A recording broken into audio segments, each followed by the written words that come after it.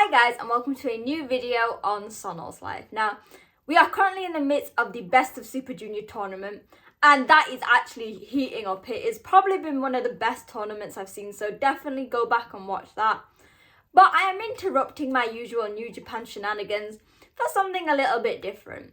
By the time this video is posted, we will probably be around a month away from New Japan and AEW's next combined show, Forbidden Door 2.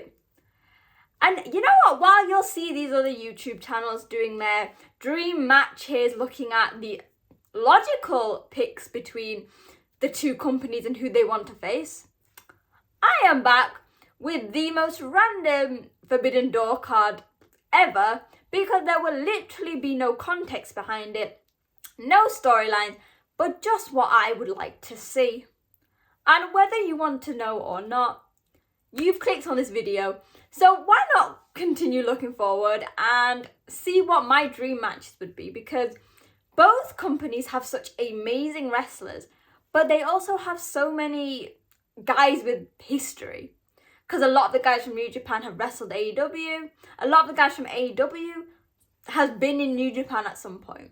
And I feel like that makes this slightly more exciting. Now, of course, I'm not going to be totally random and be like throwing matchups that can never happen. There's going to be some cohesion, but you will probably finish this video going, Sonal, that is never going to happen. And you know what? I don't mind that. So of course there's going to be a really good mix. So I assume we are going to have some women's matches. Maybe the AEW Women's Champion Jamie Hayter versus whoever the new New Japan Strong Women's Champion is going to be, which I assume is Mercedes Moné. There will also be other titles from both companies. We might see Zack Sabre Jr. if he is still holding this, because I'm just going to say again, I'm filming this before the big Dominion show where probably all the titles are going to be on the line. So when that show finishes, I'll probably be like, Sonal, half of the matches you have said cannot happen. But again, this is without context, so we are going to do it. Zack will probably be defending the New Japan World Television title. Probably, who knows, Taichi could be doing the King of Pro Wrestling. There will also be a lot of AEW championships that are going to be doing. But let's focus on these dream matches that I would like to see. So yeah, let's get going. Considering we are in the midst of the Best of Super Junior, let's start off with some junior representation. So, like I said, I'm filming this before Dominion, before the Best of Super Junior finals. So we're going on the assumption that Hiromu Takahashi is still IWGP Junior Champion because he wants this long reign, and for it to finish so quickly, I think it'd be about 5 months, is not what the ticking time bomb would want. And while I don't think this is going to be for the title, why not have everyone's dream match? Let's have Hiromu Takahashi versus Darby Allin. Two people who, I guess on the surface, could not be any more different with their personas and things, but also couldn't be more similar. They both have very strong characters and concepts and gimmicks. Hiromu is big, bold, and colourful. I mean, he's been coming to the ring in big matches wearing an octopus, what looks like, or a squid. Darby Allin similarly has this very unique concept when he comes out with the black and white, the face paint. But really, and the pure essence of it, they are both nuts when it gets into the ring. They really have no regard for their health, for their bodies, but just want to put on amazing matches for the fans. And I genuinely think that this is a match that could steal the show. In one sense, Hiromu is a much bigger guy in weight and in strength, and Darby Allin is much quicker. But both guys have faced different opponents that has made them having to adapt. Hiromu can pick up the speed and you literally do not know what he is going to do. Similarly with Darby Allin, because of the lack of, well, not in a bad way, but the lack of divisions within AEW, he has fought men twice, maybe even 3 times his size. And I think that, this match would be extremely dynamic and something that I would genuinely love to see on such a big stage in Canada. And again, whether it's the title or not, I think it would be great to sort of have a link to maybe bring Darby Allin bring Darby Allin to New Japan, to have him wrestle in the junior division and bring some much needed spice. that sometimes we need from outsiders. And then I guess that leads on to another junior heavyweight, El Desperado. Now, this is probably the most bizarre match you're ever going to hear, but it's coming from me, so I accept it. So at the moment, Orange Cassidy holds, I'm going to have to remember the name, the AEW, I think, is the International Championship. Orange Cassidy is a very distinct wrestler. He is known for his laid-back attitude. Now, at one point I would have said, let's have him face Naito, but because of what I want later in the card, it's not going to work. Let's have him face El Desperado. El Desperado is one of the most charismatic men in New Japan, I'd say. From his style inside the ring, to his promos, to just his look. He is goddamn sexy, we all know this. And it very much contrasts with who Orange Cassidy is. Because as cool, calm and collected as Despy is, when he gets into the ring, he is so passionate, so, firesome. That's not an adjective, but I'm using it. We've especially seen it in his matches against Tomohiro Ishii, both in singles and with the never open 6-man titles. So I think something like that would be interesting. A contrast of styles, a contrast of upbringings in terms of how they got into wrestling. And also I get a contrast in personalities, because Despy with Suzuki-gun was a heel, very much like, if anything, a tweener, whereas everybody loves Orange Cassidy. He can do no wrong. That would be great. Or if that's not going to happen, Orange Cassidy versus Toru Yano. That match will probably go down in history as the most bizarre thing ever. Tape, chairs, turnbuckles, even though I think the AEW turnbuckles are very different to New Japan. Orange Cassidy just being him. One of those two matches, will stick with that. Again, I told you this video is probably going to have no cohesion. But I think I want to see Orange Cassidy against some of the New Japan guys. And that's what I'm saying, at the extreme. So either someone on the complete opposite spectrum like Despy, or someone very much on the same Joker, but well-loved with Yano and Orange Cassidy. So while the first few matches had some sort of cohesion, at least in my mind, the next one is just pure love of pro wrestling. Now, you know that along with New Japan, I am also a massive DDT fan. So, for the Lord of Godovia booking gods, someone give me Konosuke Takeshita versus Shingo Takagi. I guess theory there is actually some realism in what I want, because Takeshita and Shingo are both very similar to me in styles, personalities, and just generally how much they are loved in the ring. So Shingo started as a junior heavyweight. Again, I don't know how this happened. Moved up to heavyweight, but still retained whatever he had from that division. So he is strong, fast, big, hard-hitting, athletic. And that's exactly what Takeshita is. In DDT, we don't have any weight divisions, so it's almost difficult to know what Takeshi would be, but he is a firm heavyweight now. But he also has that same essence that Shingo has in his athleticism. Like, when you watch him, he is effortless in the ring. He will fly over the top rope. He will do hard-hitting strikes, punches, lariats. And that makes him the perfect opponent for Shingo. Although Shingo has got much more experience, they're both very similar build, so tall, broad. And I think that'd be fun for the inner fangirl in me. So New Japan, just give me something like that, because I really think that is going to be a show stealer, because I'm not surprised in the sense, but since Takeshi went to AEW, I'm loving how much popularity he's got. For someone I've been watching for years, seeing him go from the DDT stage to something as big as AEW, it really does warm my heart, and I love it so much. The next match is a bit of it'd be quite nice to see a special tag match between Bishamon, so that is Hiroki Goto and Yoshihashi Chaos Duo, versus the Young Bucks, so Nick and Matt Jackson. Now, in theory, you'd be like, well, Sono, shouldn't they be going for a title or something? No. I would quite like to see this match just because of how far Bishamon have come since the Young Bucks were in New Japan. So back then, Goto and Yoshihashi weren't even a team. They were teaming together as Chaos, but each had their own respective teams and their own respective singles action.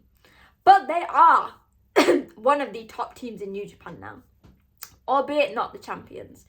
And the Young Bucks are still one of the best tag teams. And the styles between the four men are amazing because you have strength, speed, agility, heart, passion.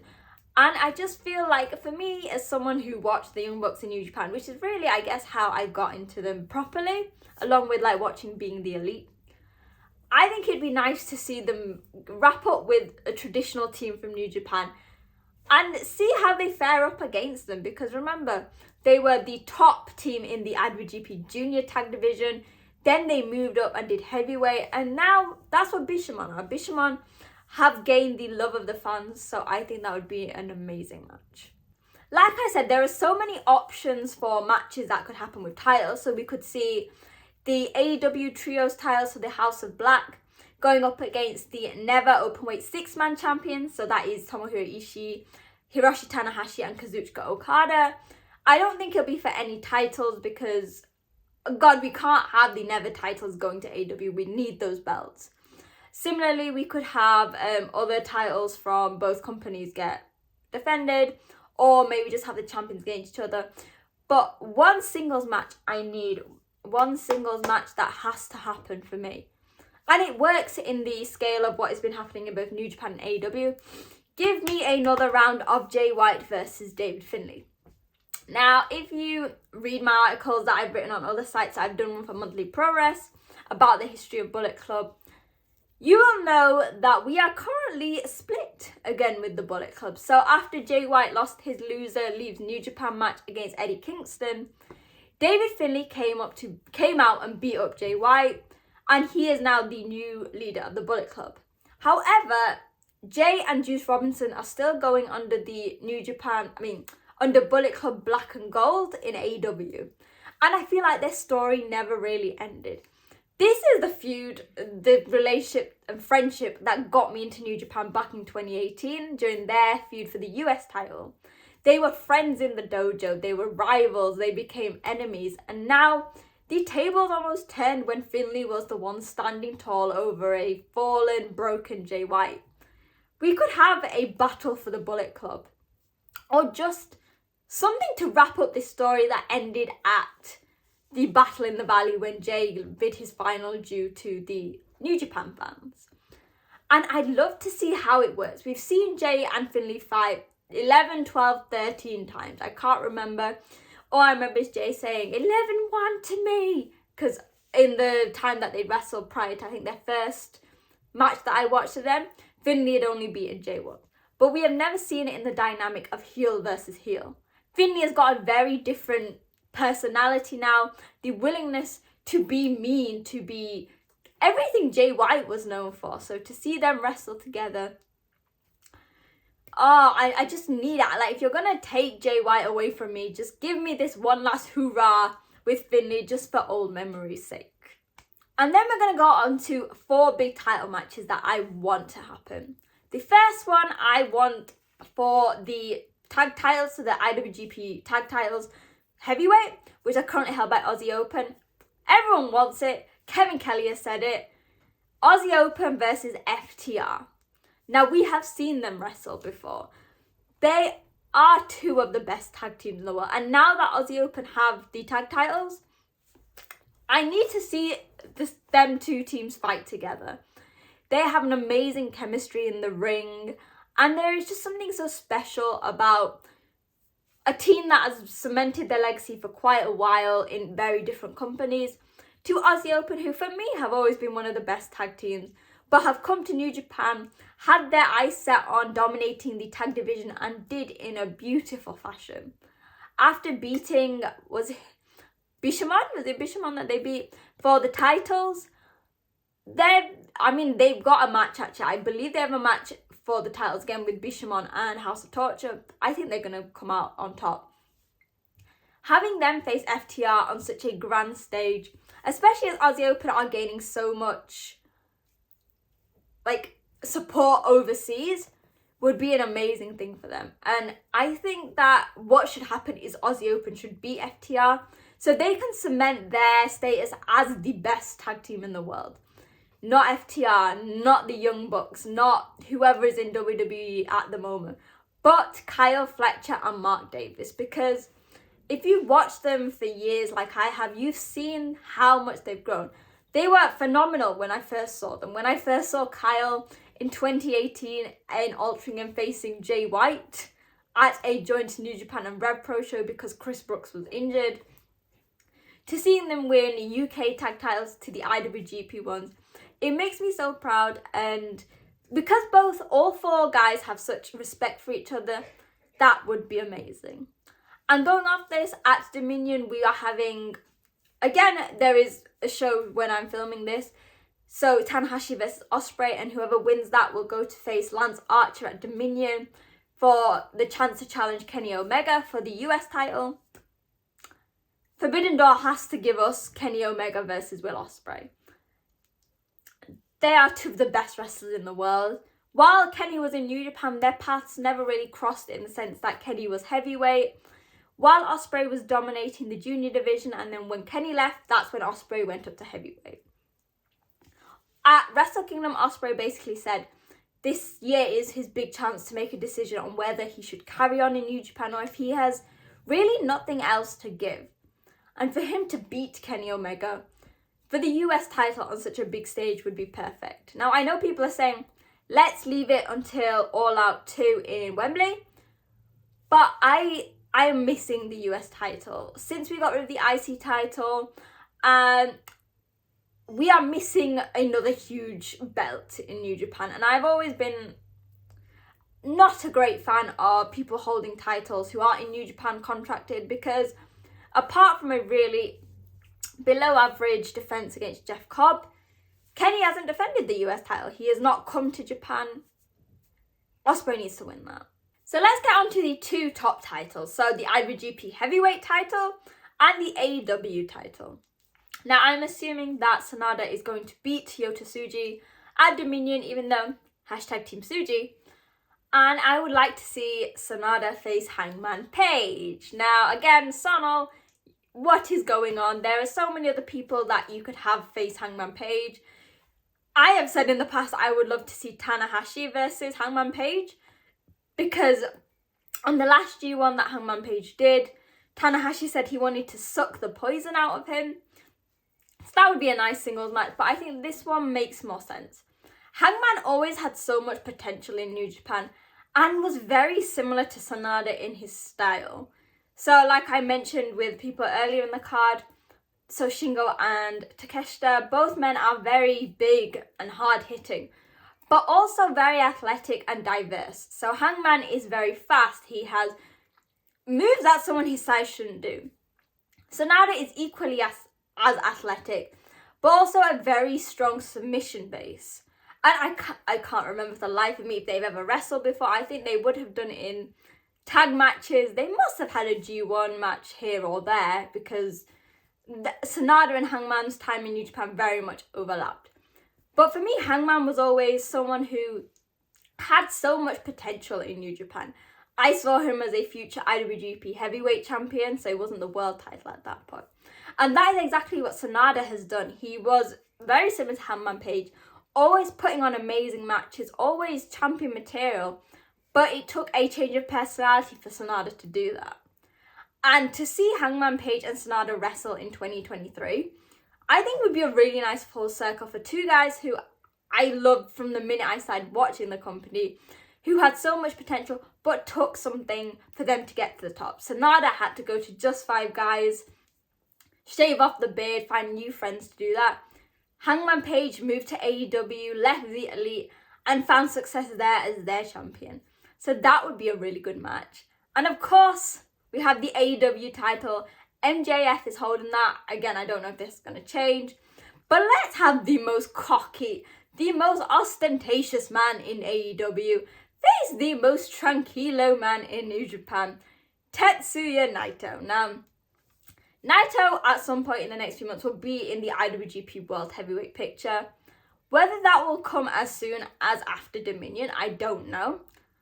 But I don't see him challenging Sanada at AEW, the Forbidden Door show, So let's have him face MJF just for the bounce of it. Like the other match, I see Sanada winning that. I see MJF winning this. But I think it's a match that people want. The styles and personalities of the two men couldn't be more different. The support could be more different. MJF is the bastard. Naito is one of the most loved wrestlers in the world by both Japanese and international fans, so by Gaijin fans. So to see them wrestle on such a big stage, you have got two of the top names in professional wrestling, and that will definitely be a draw. Because I think on the last one we had Okada as one of the main events I think it was the 4-way for the IWGP title. Let's have Naito do it. And okay, if it's for the title, MJF will win. But I think if it's a special singles match, let's have Naito win and have the LIJ roll call at the end, because I think that will be great. Now, I've been blabbering on for I don't know how long about my dream card. And again, you will be like Sonal. None of them will happen in a million years. I know, which is why this is my New Japan by AEW Forbidden Door 2 dream card with literally no context. They are the matches I'd love to see with some of my favourite wrestlers. So let me know in the comments what you think. And on social media, remember, at wrestling_chat. What matches would you love to see at Forbidden Door? There could be some story behind it. You could be watching storylines in AEW and New Japan and think, right, that is perfect. Or you can be like me and throw out something completely random, like Jon Moxley versus Shota, or Jon Moxley versus Tanahashi for who is actually Shota's dad, with Red Shoes Uno refereeing it. Let me know in the comments. And if you like my video, remember, hit like, share it with your friends, and hit subscribe. There is some crazy stuff coming up. So the Best of Super Junior final, Dominion, Forbidden Door 2, the G1 is very soon. So this channel will be packed with stuff. So yeah, if you like my videos, please remember to subscribe, and I will see you guys very soon. Bye!